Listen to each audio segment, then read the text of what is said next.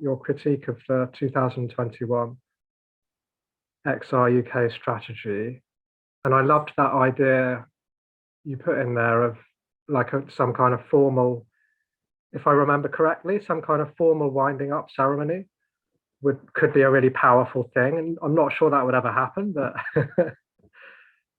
actually admitting a kind of big admission of failure in a way, and what a powerful impact that would have, including in the media, because I've never heard of something like that happening before.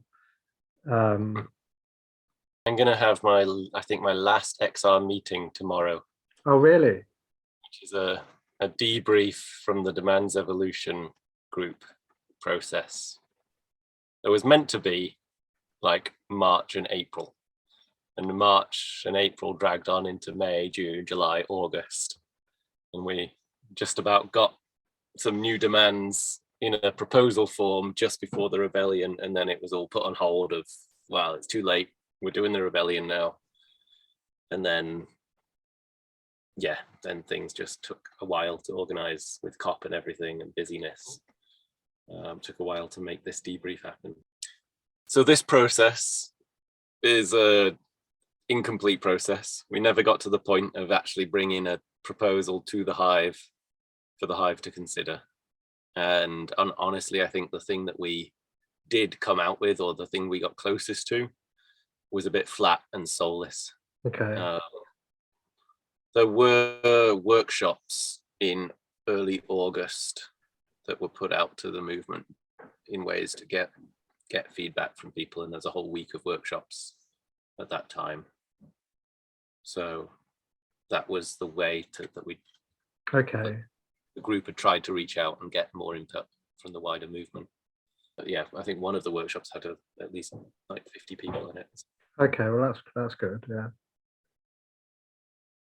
Which was a bit of a disaster in itself, because what we were then at that point proposing was, again, something that was a bit flat. It was this opportunity of, hey, we could be bringing something really radical and amazing to the movement, and instead we've come up with this, what feels to me a soulless bureaucratic answer, or technocratic answer. All right. here's some sad demands that none of us have actually got any excitement to bring to you. Okay. But it was scheduled that we'd have workshops now. So you're probably going to give us the feedback of similar to us that says this is a bit flat. Okay. And I think that, well, the feedback was some people liked it, not excitedly, but like, yeah, okay, great. Some people just felt very little energy for it, and you're like, okay. And then some people really pushed back and said, what are you thinking? So. Okay. What the Demands Evolution group presented, that was never sort of sent out to a whole mailing list or anything? That never made it into a place where it was published in any way. Okay. Yeah. I think there is some kind of strategy process now, and that will include some kind of discussion of changing the demands. Okay. It probably will involve members of the demand evolution group that I've been a part of, but it's not involving me, and I don't know much about that process. Just hear whispers. Do you mind me asking how the demand evolution group came together? Yeah, so there was a demand evolution process group that came out of the summer of 2020, when there'd been another attempt to change the demands. That process group came out and started first to work on a process. And so there was there was this process group that was holding the demand evolution group, and they brought the demand evolution group together with a lot of specific things that they were looking for. They were looking for, make sure there's someone from ISN, Internationalist Solidarity Network, somebody from XR Youth, somebody from the political circle, somebody from messaging, one of the co-founders or one of the people that originally had written the demands, which I stepped in as. And then several other things, and then trying to get a diversity of voices amongst all of that. And then having a convergent facilitation process, the feedback process with the workshops, like it was all this thing set out. Okay, sure. And then the idea was once um, if the new proposals were accepted during the workshops that you did, if everyone was more enthusiastic about the whole thing, then and if the timing was different, then the idea was then this would be presented to sort of movement wide for people to kind of vote on it, or no. So the idea was the workshops would get feedback. We'd tweak it from the feedback we got in the workshops, and then we'd present it to the hive, and the hive would make a decision. And if they liked it, then it would change and it would be announced. Okay, I can't remember.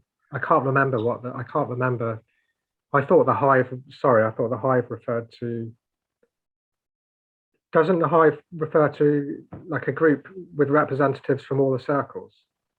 Yeah, the hive in XRUK is the broadest circle in the holacracy-like culture. Yeah, with representatives from many of the other circles, isn't it? Exactly. Or, yeah. Okay. Yeah.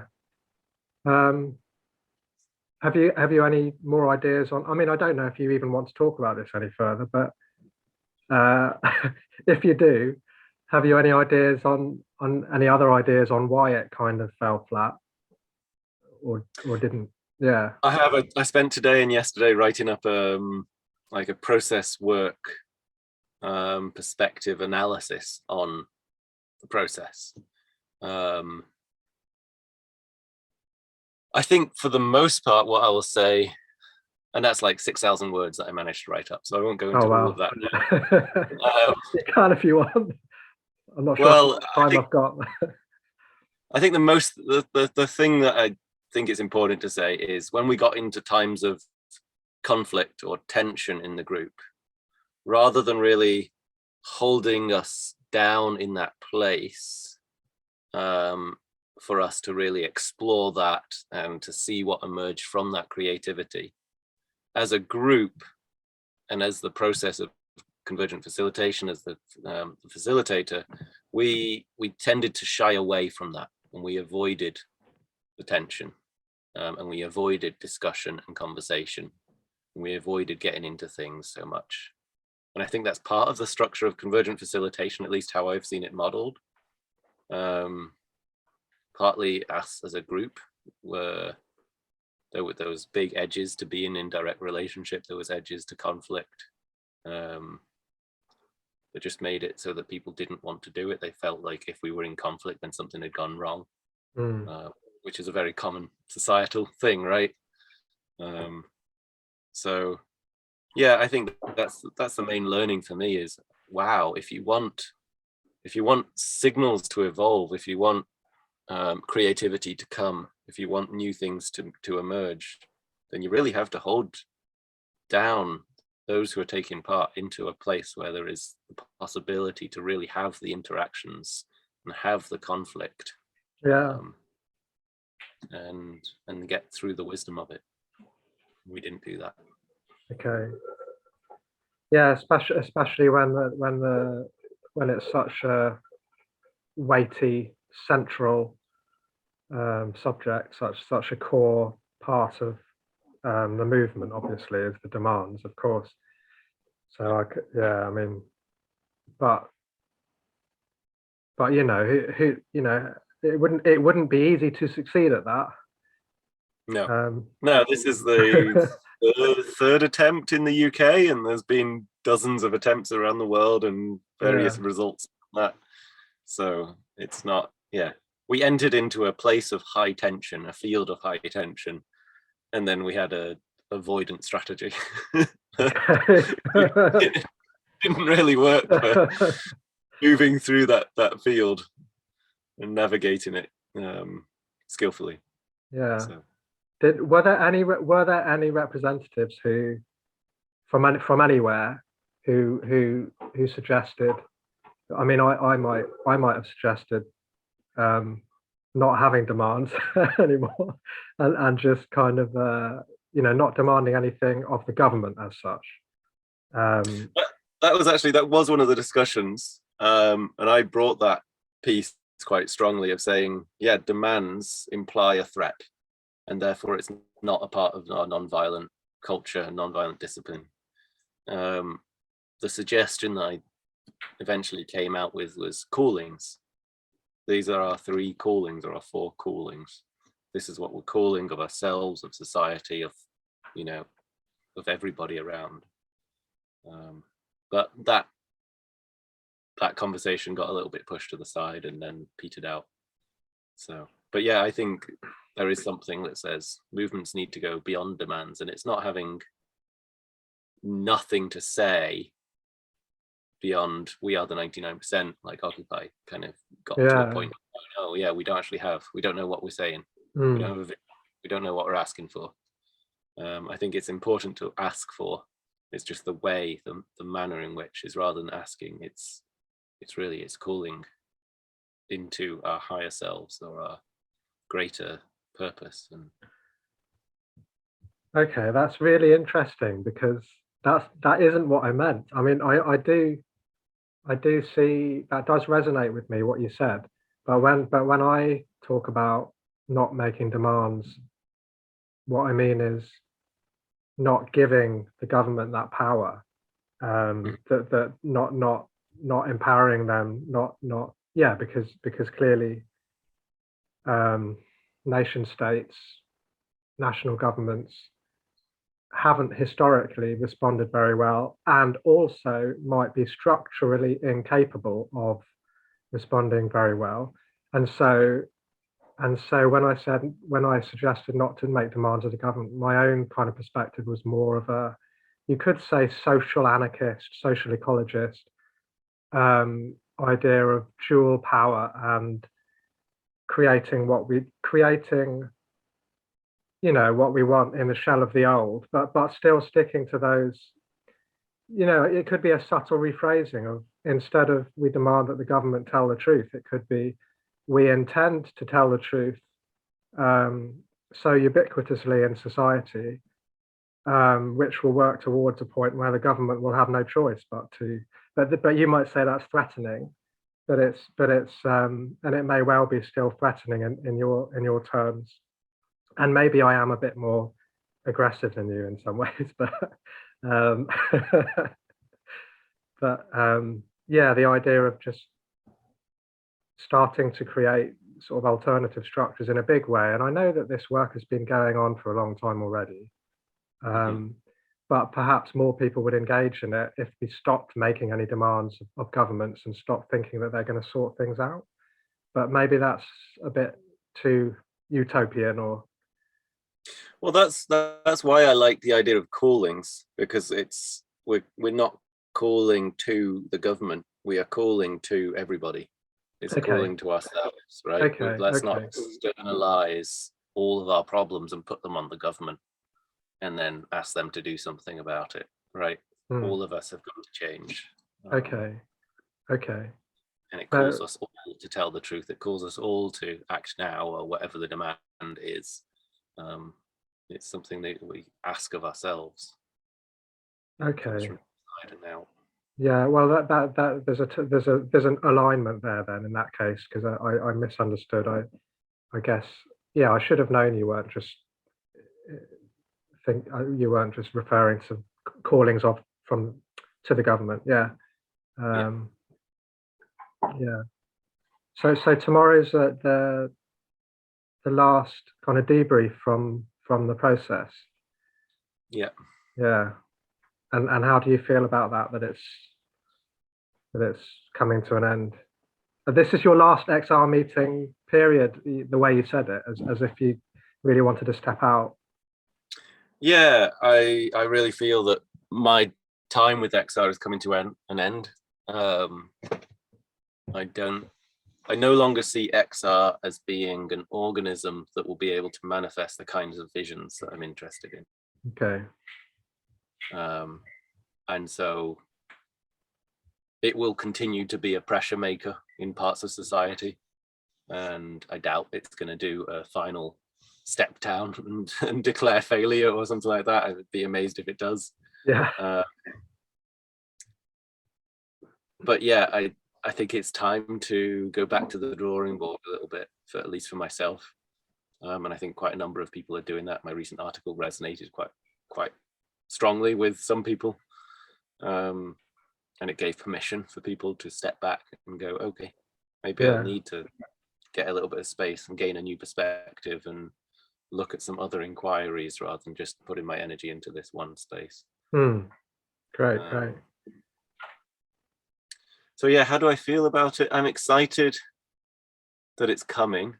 I'm a bit nervous about the meeting itself because I don't know.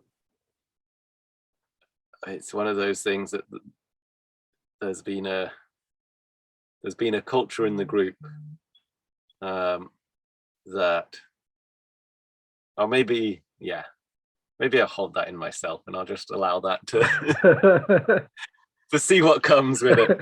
There's a culture in me and there's a culture in the group. I'm not going to externalize it on the group as well. There's something in me that I wasn't bringing into the group as well. And I have noticed that I've been holding myself back. So I'm hoping that tomorrow we're able to meet each other and celebrate a little bit with what we've done, even though what we've done may seem minimal and that it didn't change anything. Okay. Of course it did, and it was interesting. I found it interesting. So I hope nobody's going to tell anyone off. Hopefully. Yes. Yeah. Okay. Yeah. But yeah, so how's your process work unfolding? I'm enjoying it. It's still very exciting. It has brought up so much stuff inside me of like inner critics and just really difficult things, that it's been a big journey the last year and a half. And yeah, and I guess when I say that, I can acknowledge that there's been months at a time where I've been in inspiring suicidal thoughts and Oh, really? Depression. Okay. And then learning how to navigate those paths for myself. At first it was I just needed to phone people or get somebody else to help me, and gradually I learned to be able to navigate those paths and to keep my awareness in the most difficult times when the inner critics are really tormenting. And so I built a resilience, which is amazing to have, like to have a confidence in myself that, oh wow, when it gets really difficult, I know how to navigate this. I can bring myself out of some of these really dark, difficult times. Well, that's really good to know that you've. So yeah, and so I'm really grateful for process work and the path that I'm on. It's been a difficult path. It's not a path I choose, it's a path that chose me. Yeah. But it's a really amazing. I'm coming into myself and into more and more of an ability to navigate the world. I think. Okay. Any tips? Any tips? Yeah. For a fellow journeyer, or is it that each person has to find their own way? I mean, I guess one thing for me is just to always go back to notice, like you can always be the noticer, always be the observer. So even when you're in your most tormenting moments and, the critic is going strongest and just saying, you don't have any friends, or you don't get anything right, or you're meaningless and it's purposeless, all of those things. And then just being able to take that one step back that goes, okay, there is a pattern here, there is a thought, there is a process that's happening. And at the moment, that's partly something that I'm channeling. That's interesting. This is part of the great mystery unfolding. This is part of the universe, and it has this pattern in it. And I get to observe this pattern. I get to also live this pattern, and it's difficult, but I can at least observe it and notice. So always going to be out of that place, and in process work we call it having a meta communicator, being able to communicate about the communication that's happening. Yeah, building that practice has been key for me. Okay. And so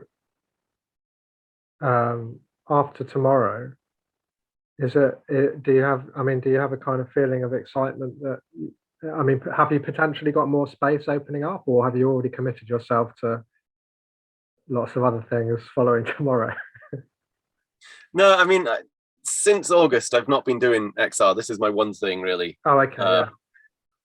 I've been running some burnout workshops, which was inspired after the August rebellion. I was like, oh, wow, I've got many people I care about here who are really tired and burnt out. I want to do something to try and hold and catch them and help them process where they are in their process. So I've ran some burnout workshops. A lot of my time is going into my studies. You know, having a therapy session for an hour, but then you can write it up for 1 hour, 2 hour, 3 hour, depending on how much in depth you want to go to.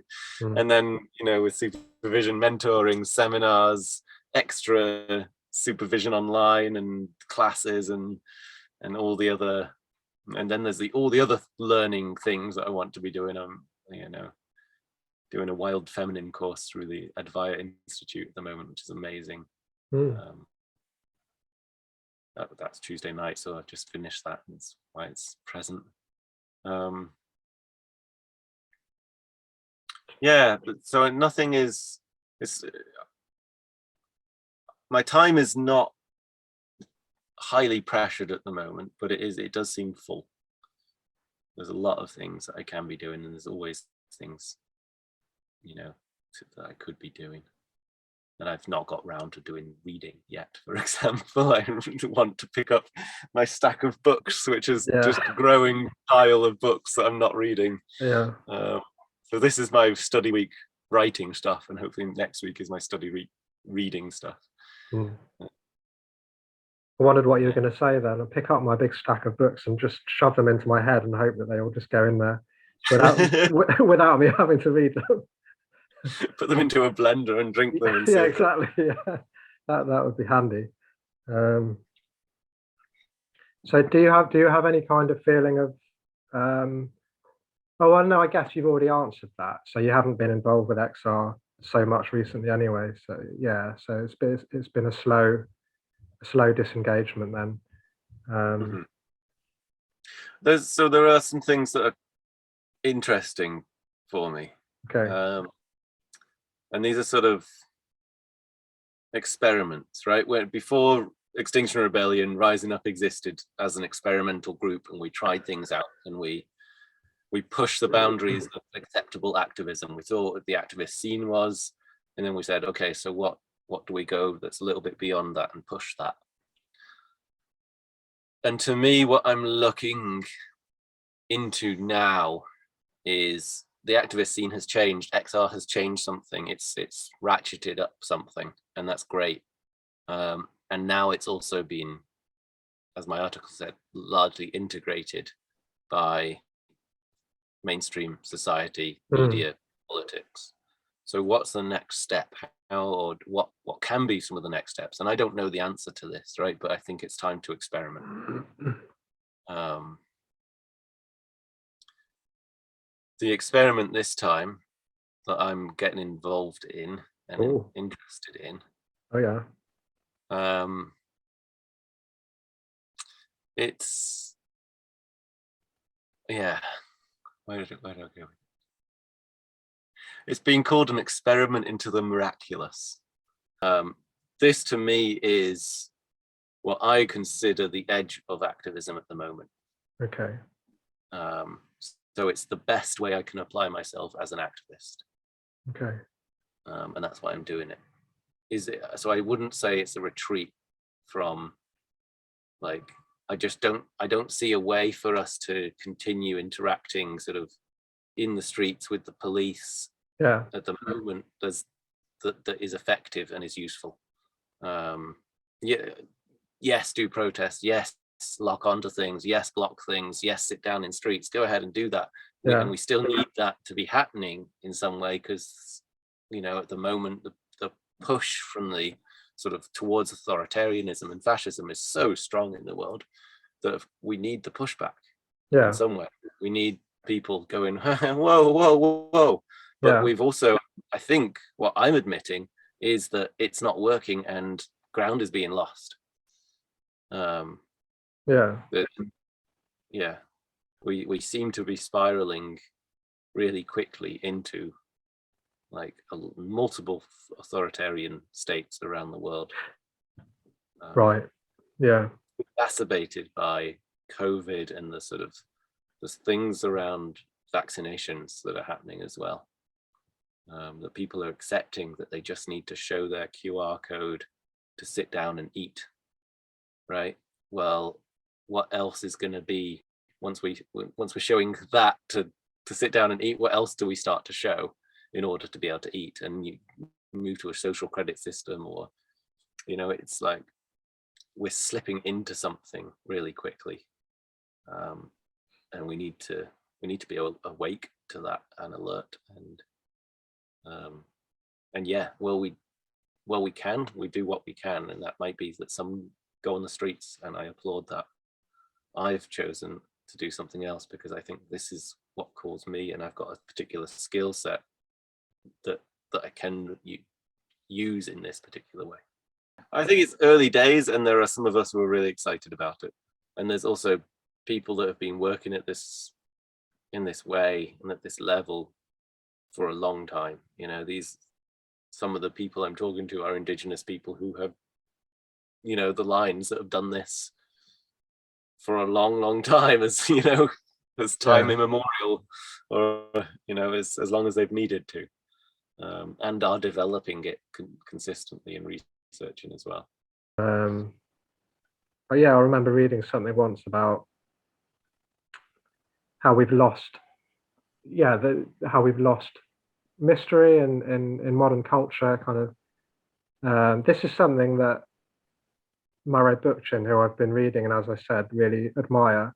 I just think he wouldn't get this kind of perspective necessarily anyway, that we've lost an element of mystery, in the sense of we think we have to, it's still that Enlightenment thinking, that positivist, if that's the right term, thinking that we have to understand everything, and when clearly there are some things we can never understand because we're limited by our human faculties. We're not, to be human is not to be all, it's not to be everything, is it? So we have to understand that there are some things we'll never understand, but just because we can't understand them, I'm sure you cover this kind of stuff in a lot more depth and complexity in your process work, but just because we don't understand things, it doesn't mean we can't benefit from, just because we don't understand phenomena, it doesn't mean we can't benefit from them and go with the flow of, you know, so on.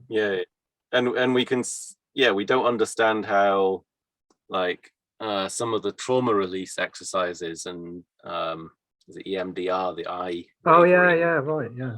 Right, we have no idea how that works, but it seems to work. Okay, yeah.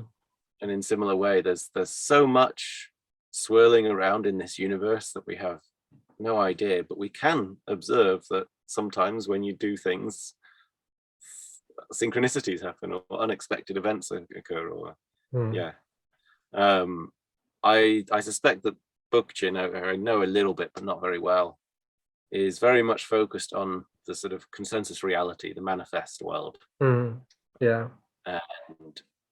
And in a sense marginalizes these other layers of reality, the dreaming and the dreamland. Is how process work talks about them, and there's different ways and different traditions to talk about them. Sure. And it's a very sort of European heritage thing to focus very much on consensus reality and to marginalize the other. In fact, it might even be considered racist to marginalize these other aspects of reality. And so we have these patterns and we do that, and, you know, it's been a big learning for me to do it less.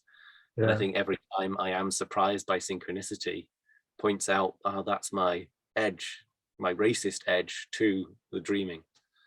You know, and I'm not judging myself for that. I'm just acknowledging, oh, I noticed that, that's there, that exists. Of course, this happens this way. This is how reality is unfolding. Yeah, no, I'm really glad to be in touch with. I'm grateful that you've reminded me of these other perspectives. Yeah,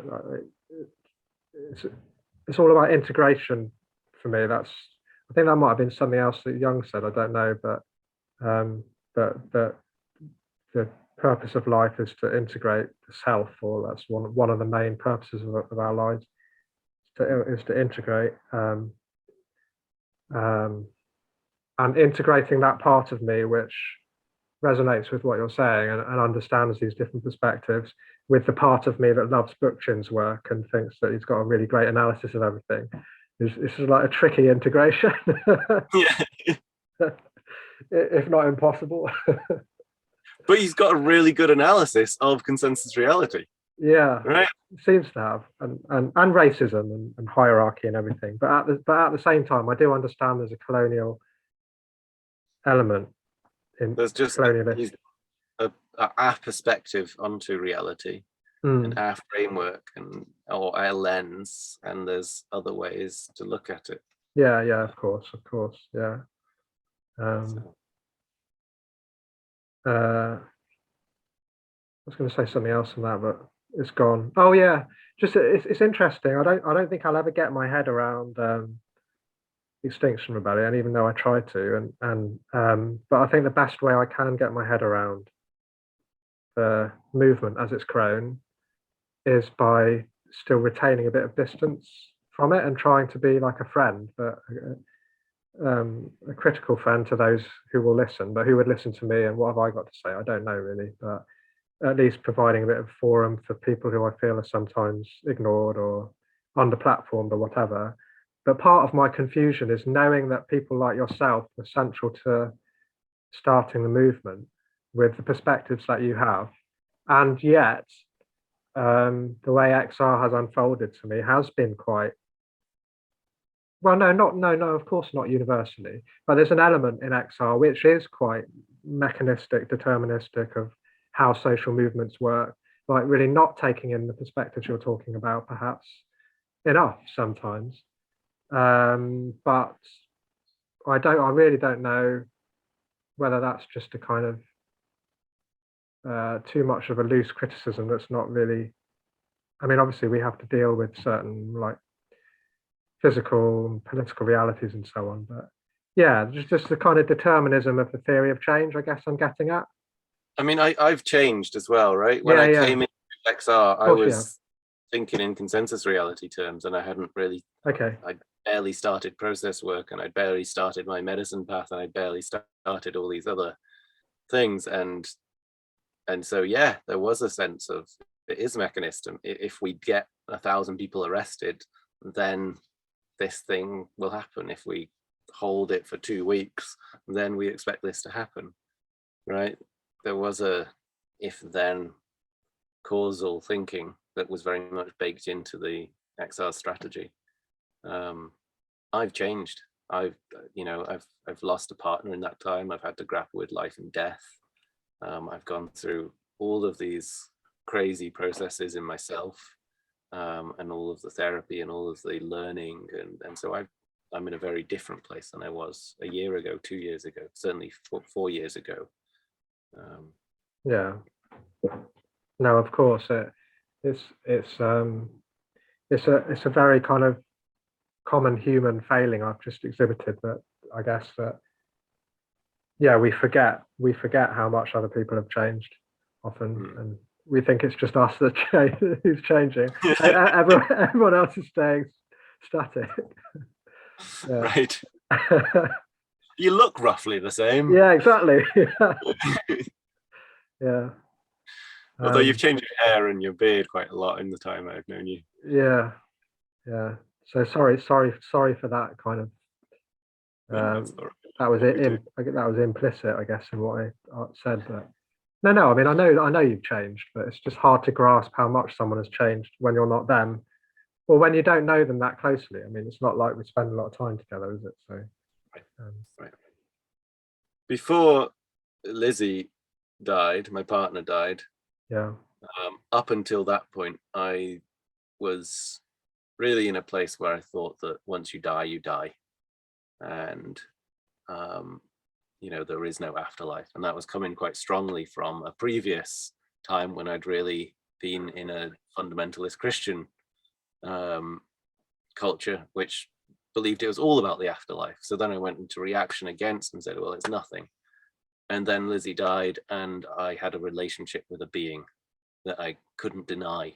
And so Lizzie forced me in some ways to engage with that. What is that thing? There's a continuation. Okay, so I need to revamp my my theories of life and death, because my reality, my experience tells me something, and I couldn't deny my experience if I want to keep my theories, but I don't. I want to keep my experience and my reality, or my experience, my experience, and be true to that and change my theories to it. wow, that's fascinating. Gosh, so thank you to Lizzie for bringing new perspectives my way, or the real strong, like, wow, I've got to change something here, because it's not adding up anymore. So yeah, I remember. and that was Lizzie died less than 2 months after the April rebellion. So was that 2.5 years ago? It's really not that long ago. No. Yeah. Yeah, I mean, I've never sort of presumed to ask you about how that affected you, because I don't know you that well, but I do remember Lizzie's presence in a few of the regen culture meetings I was in early on, and she had a great kind of she had a great kind of slowing presence on when the meetings were going too fast. She she had a great kind of grounding, slowing presence on the meeting. Yeah. Last I heard from her, she's doing well. Okay. So, but I don't know quite what she's doing at the moment. She continues. She's doing other work, and there's also a fading apart from each other that is happening. We still have occasional contact. That kind of gives me goosebumps. Honestly, I don't often feel like that. I just had a little shiver. Wow. That's probably Lizzie saying hello. Hey, Lizzie. You know, you could just say hello if you want. No. I don't think she speaks English. She speaks in shivers. Oh yeah, that's understandable. It's nice to catch up with you, Stu. Yeah, I'm glad that we're staying in contact and occasionally chatting. And yeah, well, let's continue to do that.